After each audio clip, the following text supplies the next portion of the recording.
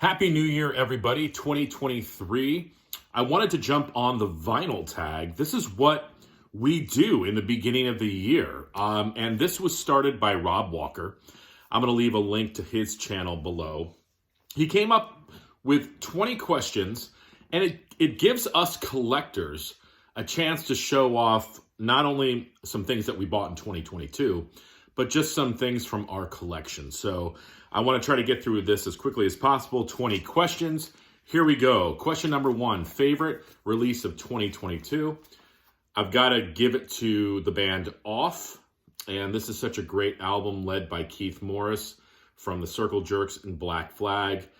And what I like about this record is it's punk, but they also mix some avant-garde jazz in there as well. Question 2. The last band that I saw live, that would be They Might Be Giants. And they played at a place near my house called Daryl's House, owned by Daryl of Daryl Hall and John Oates.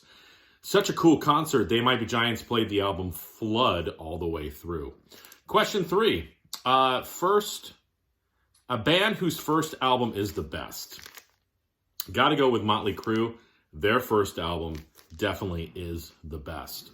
Question 4, a hat trick, basically an album that I have on cassette, CD, and vinyl. So I'm going to go with Kiss. I have Kiss Alive on cassette. I have Kiss Alive on CD.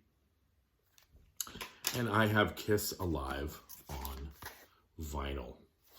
All right, question 5, an album that starts and ends with the same letter.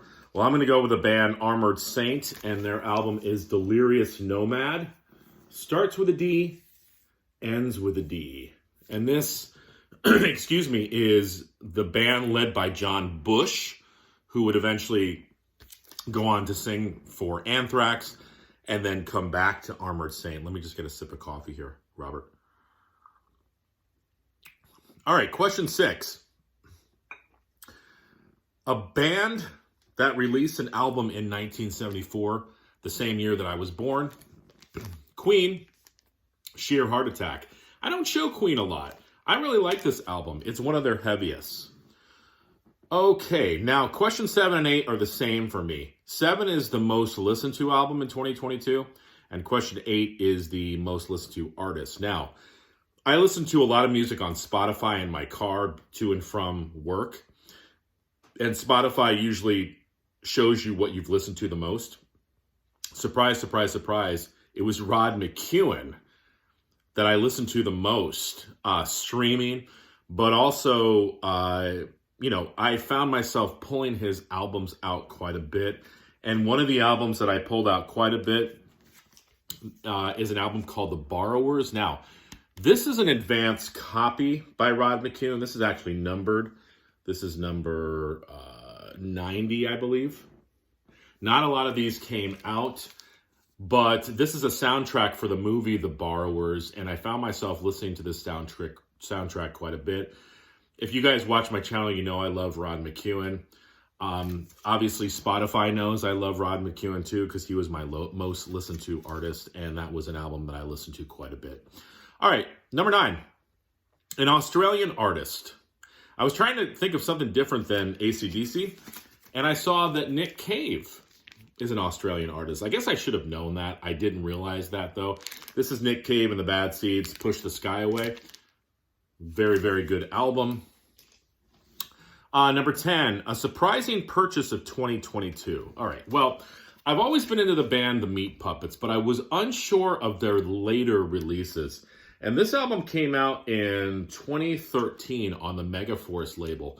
Wasn't sure what to think of it, but I bought it. I love the cover. I was blown away. The album is great. So if you kind of stop listening to the Meat Puppets, check them out again. Their later albums are good too. Okay, number 11, an artist that I have the complete discography.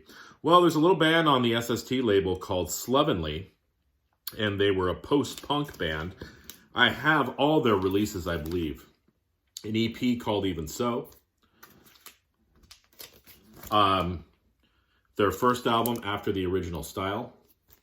And some of these albums weren't released on SST, but most of their albums were. Thinking of Empire, Riposte,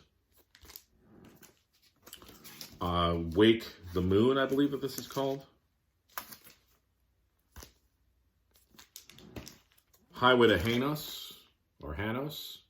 They also have 2 of their 45s as well. Driving Home, Abernathy. And then this one, I'm not sure what songs are on that one. I could look, but I'm lazy. Okay, next. Question 12, a great run of 3 albums. I'm going with the band Slayer. I mean, Rain and Blood, South of Heaven, and Seasons in the Abyss. What an amazing run of 3 albums in the thrash genre. It'd be kind of hard to find another 3 albums that would rival that. I guess you could probably pick Metallica, but, you know, those 3 albums, you know, Rain and Blood, South of Heaven, Season in the Abyss, wow, amazing stuff. Okay, question 13, an 80s soundtrack. Let's go with 1981 soundtrack to the movie Heavy Metal. This has everything from Black Sabbath to Cheap Trick to Journey to Nazareth to Stevie Nicks to a band called Trust that I've actually never heard of before. Question 14, an artist we lost in 2022. Well, I'm going to go with sort of an obscure artist. I guess if you're into the punk genre, you'd know this artist. The drummer for the Dead Kennedys, D.H. Peligro. He died this past year, and this is one of my favorite Dead Kennedys records, Frankenchrist. So, amazing drummer, and sorry to see him pass this past year. Okay, question 15, a disappointing purchase. Now, the only reason this is disappointing, I bought this at the Walmart $15 sale. This is the worst of Jefferson Airplane. I pulled out the record. It's all scuffed, and it looks like it's been played at a Salvation Army for the past 20 years. Kind of bummed about that. I'm still going to see if I can clean it up at some point, but I was kind of bummed about that purchase this past year. All right, question 16, a non-vinyl purchase. I bought a lot of CDs. I still buy a lot of CDs, but I picked this up. Mickey Dolenz, he was one of the singers from the Monkees. This is his album Remember, where he does some cover stuff on here. He does some Monkees tunes, and it's a little bit more acoustic and a little bit more, you know, chill. But he's in good voice, and this is a great record. 17, a Grail. This was a huge Grail for me. The Minutemen, Double Nickels on the Dime. I had been looking for this album forever. It popped up on the SST site. Jumped on it. What an amazing record. 2 albums that changed the face of punk music. The Minutemen, Double Nickels on the Dime. Number 8, a space-themed record. I've shown this one before, but I keep getting the chance to show it. This is In Search of Ancient Gods. This is an instrumental album, and it's based off the works of Eric von Daniken. And if you don't know about Eric von Daniken, he basically helped to create the whole ancient astronaut theory of ancient aliens. So pretty cool stuff and pretty cool music. Question 19, VCLT. Man, I'm a lucky guy. I've received a lot of VCLT this year. But one guy I wanted to mention that doesn't get mentioned a lot is Logan over at Murmur Than Hell. Go check him out. He sent me a few albums, but one album that I was surprised at is the new Korn record. And this came out in 2022. I was never a huge Korn fan, but listening to this album, I actually really like this. This is called Requiem. So thank you, Logan. And lastly, question 20, an album that was released in 1973, not 20. 1973. Let's end with this banger. King Crimson, Lark's Tongues, and Aspic. I love this record. So happy that I get to end the tag with this album. So, Rob, thank you very much for starting this tag. Everybody head on over to Rob's channel, subscribe, but also jump on the vinyl tag. All right, happy 2023, everybody.